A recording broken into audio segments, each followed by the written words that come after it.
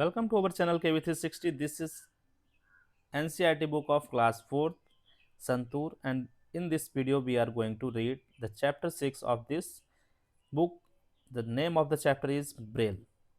तो चलिए इसको पढ़ते हैं। इसके साथ ही हम देखेंगे इसमें इस चैप्टर का हिंदी मीनिंग, साथ में वर्ड मीनिंग देखेंगे और नेक्स्ट वीडियो में हम बात करेंगे इसके क्वेश्चन आंसर्स की या इसकी एक्सरसाइज की। तो चलिए स्टार्ट करते हैं। सबसे पहले इसको रीड करते हैं, फिर इसमें जो वर्ड आए हैं उनके मीनिंग समझते हैं। Long ago in France, a little boy named Louis Braille was playing outside his home. He was 3 years old. His father, a blacksmith, was working nearby. Louis started playing with the tools around him. Suddenly, a sharp tool pierced his eye. He cried out in pain. Within a few days, he became blind in one eye. The other eye also got affected and he became totally blind. In 1819, Louis, who was 10 years old, got admission in the Royal Institute for Young Blind Persons in Paris. He learned letters by using wood, cloths, or pin arranged in the pincushion. Around this time, an army man named Captain Charles Barbier de la Serre had invented something called night writing. It was an alphabet of raised dots and dashes that soldiers could read with their fingers in the dark. However, it was too difficult and therefore not a success. But Louis, now a teenager, became interested in the in it and simplified it. He gave the world the Braille alphabet. These are Braille alphabets.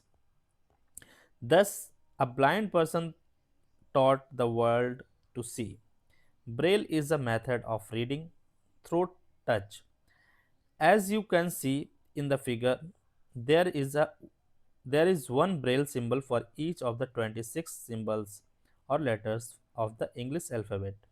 But Braille requires more space. This is because the letters cannot be written too close together.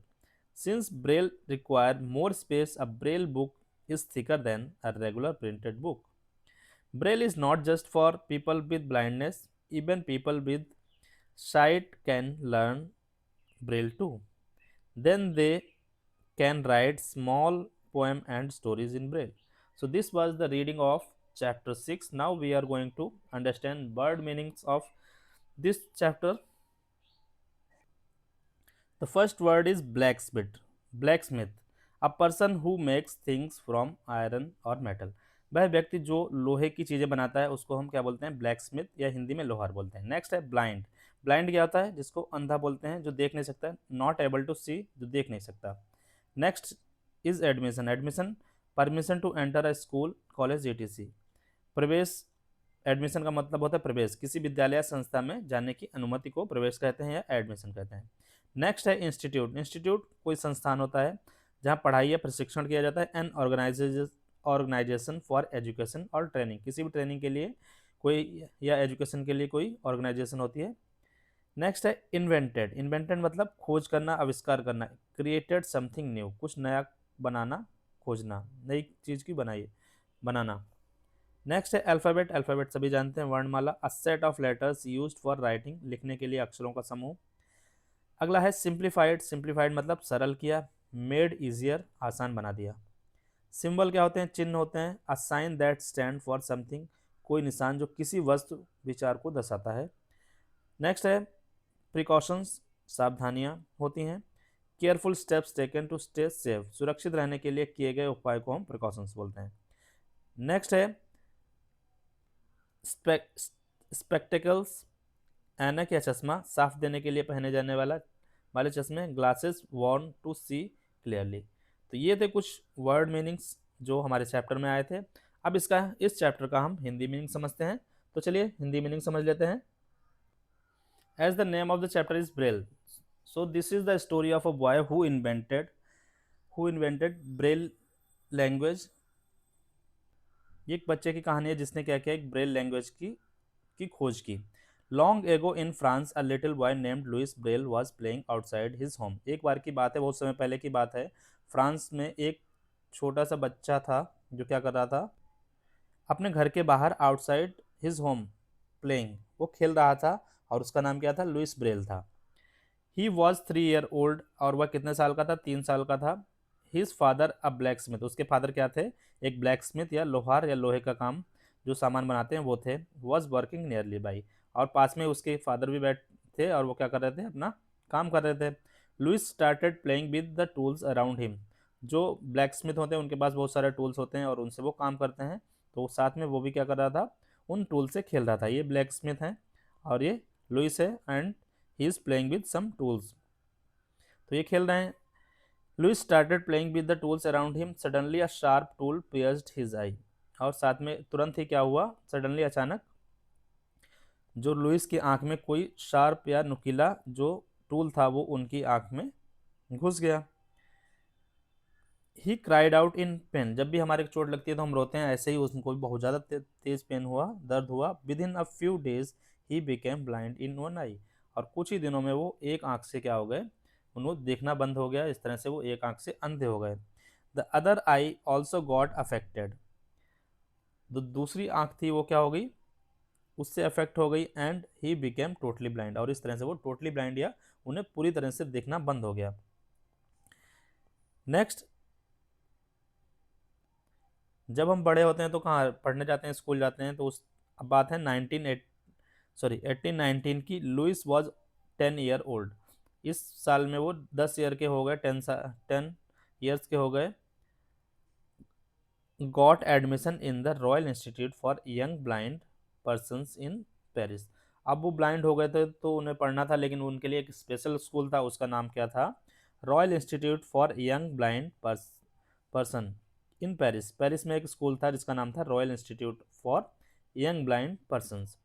He learn letters by using would, और वहाँ पर क्या होता था, जो लकड़ी के कुछ लेटर्स होते थे उनसे उनको सिखाया जाता था, क्योंकि नॉर्मल वो चीज़ें हैं जो हम बुक में पढ़ते हैं वो पढ़ नहीं सकते, तो उनको वुड के या लकड़ी के जो लेटर्स होते थे उनसे सिखाया जाता था।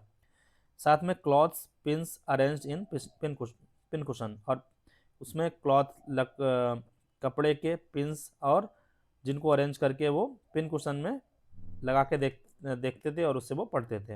Around this time an army man named captain Charles Barbier de la Serre had invented something called night writing, उसी टाइम में एक कैप्टन थे आर्मी के जिनका नाम था चार्ल्स बार्बियर डी ले सेरे, उन्होंने एक इन्वेंशन की थी, एक खोज की थी, जो क्या था, नाइट राइटिंग, जिसको बोला गया था night writing. Night writing, it was an alphabet of raised dots and dashes that soldiers could read with their fingers in the dark, और ये एक तरह की अल्फ़ाबेट थी जिसमें जो सोल्जर्स थे, जो सिपाही थे, वो क्या कर सकते थे, अंधेरे में उनको पढ़ सकते थे। ये बिल्कुल वैसा ही था जैसे कि आपके अंधेरे में कुछ रखी बॉटल रखी है तो आप उसको टच करके बता सकते हैं बॉटल है, ठीक ऐसे ही उन्होंने क्या किया था कि कुछ चीज़ों को के पर डॉट्स बना दिए थे जो कैसे थे, जिनको हम छूकर बता सकते थे और वो अपने फिंगर से उनको पढ़ सकते थे, रीड कर सकते थे टच करके। However it was too difficult, लेकिन ये क्या था, बहुत ही कठिन था, टफ था, एंड देयर फोर, और इसलिए नॉट अ सक्सेस, और ये सक्सेस नहीं हो पाई लैंग्वेज, और बट लेकिन लुइस नाउ अ टीनेजर, और इस टाइम क्या था, लुइस क्या था, टीनेजर था। टीनेजर मतलब 13 to 19 की जो एज होती है उस बीच के जो बच्चे होते हैं उनको टीनेजर बोलते हैं, तो उनकी एज भी उसी टाइम टीनेजर में थी।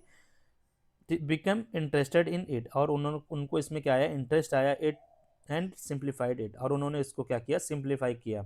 He gave the world the Braille alphabet, और उन्होंने क्या दिया, वर्ल्ड को, हमारे संसार को एक वर्ल्ड ब्रेल अल्फ़ाबेट, आप देख रहे हैं ये ब्रेल अल्फ़ाबेट हैं, इसमें क्या है, ABCDEF, ये टोटली हमारे जितने 26 लेटर्स हैं उनके लिए उन्होंने ब्रेल अल्फ़ाबेट दिया, जिसमें ए के लिए क्या है, ये एक डॉट रेज किया है, यहाँ पर बी के लिए 2 डॉट रेज किए हैं, तो इस तरह से उन्होंने पूरी जो भी अल्फ़ाबेट है उसके लिए सारे 6 डॉट्स में से कुछ डॉट्स को क्या किया है, ऊपर रेज किया है, जिससे वो हम छूकर आसानी से बता सकते हैं।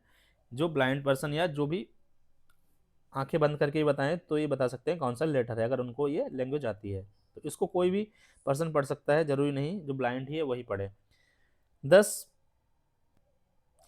दस a blind person taught the world to see. इस तरह से जो ब्लाइंड पर्सन थे लुइस, उन्होंने क्या किया, पूरे वर्ल्ड को, संसार को पढ़ना सिखाया। Braille is a method of reading through touch. लेकिन अब ब्रेल की बात करते हैं, ब्रेल आखिर है क्या? ब्रेल इज द मेथड, एक मेथड है जिससे क्या करते हैं, हम टच करके किसी चीज़ को पढ़ सकते हैं। जैसे कि अब हमारे पास बुक है तो हम देख के पढ़ सकते हैं, लेकिन जो लोग देख नहीं सकते या जिनकी आंखें बंद करके हम कुछ पढ़ना चाहें तो हम अपनी बुक से नहीं पढ़ सकते। लेकिन अगर ब्रेल हमारे पास अल्फ़ाबेट्स हैं या ब्रेल की कोई बुक है तो हम उसको आसानी से पढ़ सकते हैं अगर हमें वो आता है। As you can see in the figure there is one Braille symbol for each of the 26 symbols. जैसे कि मैंने आपको बताया कि हमने पिक्चर में देखा, यहाँ पर पूरे 26 लेटर हैं और हर एक लेटर के लिए क्या दिए गए, हमें ब्रेल अल्फ़ाबेट्स दिए गए हैं जो डॉट्स में हैं of the English alphabet. But Braille requires more space. लेकिन हम देख रहे हैं जहाँ पर हमारा छोटा सा एक लेटर इतनी जगह में लिखा जा रहा है, वहीं पर ब्रेल का लेटर इतनी जगह ले रहा है। इसलिए क्या होता है, this is because the letter can not be written too close together. इसलिए क्या है, जो ब्रेल है, ब्रेल अल्फ़ाबेट है, उसमें ज़्यादा स्पेस चाहिए होता है, और क्योंकि उसको लिखने के लिए हमें ज़्यादा जगह चाहिए होती है और हम उनको पास पास नहीं लिख सकते हैं। Since Braille requires more space, a Braille book is thicker than the regular printed book. क्योंकि ये जो ब्रेल लेटर्स होते हैं उनको पास पास या इनको ज़्यादा जगह चाहिए होती है, इसलिए जो ब्रेल बुक्स होती हैं वो क्या होती हैं, ज़्यादा मोटी होती हैं, थिकर होती हैं देन अ रेगुलर बुक। जैसे कि हमारे प्रिंटेड बुक्स होती हैं उनसे ज़्यादा मोटी होती हैं ये बुक्स। कौन सी? ब्रेल, ब्रेल अल्फ़ाबेट की या ब्रेल लैंग्वेज की जो बुक्स होती हैं ज़्यादा मोटी होती हैं, क्योंकि हम देख रहे हैं हमारा ए लेटर इतनी जगह में लिख गया, लेकिन अगर हम उसको लिखें इसका ब्रेल को तो इतना जगह लेगा। तो इस तरह से किताब में भी इसकी जो बुक्स होती हैं वो भी थिकर हो जाती हैं। Braille is not just for people with blindness. Braille केवल जो ब्लाइंडनेस या ब्लाइंड पीपल हैं उनके लिए ही नहीं है, इवन पीपल विद साइट।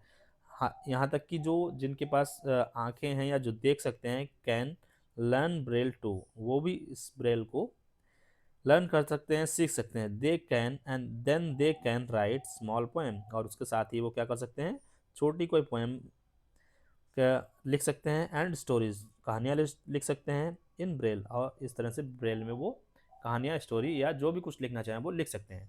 तो ये था आज का चैप्टर जिसको हमने रीड किया। इसके क्वेश्चन आंसर्स अगले चैप्टर में करेंगे। आज हमने इसके वर्ड मीनिंग देखे हैं। आई होप आप सभी को समझ में आ गया होगा। मिलते हैं नेक्स्ट वीडियो में। Thank you.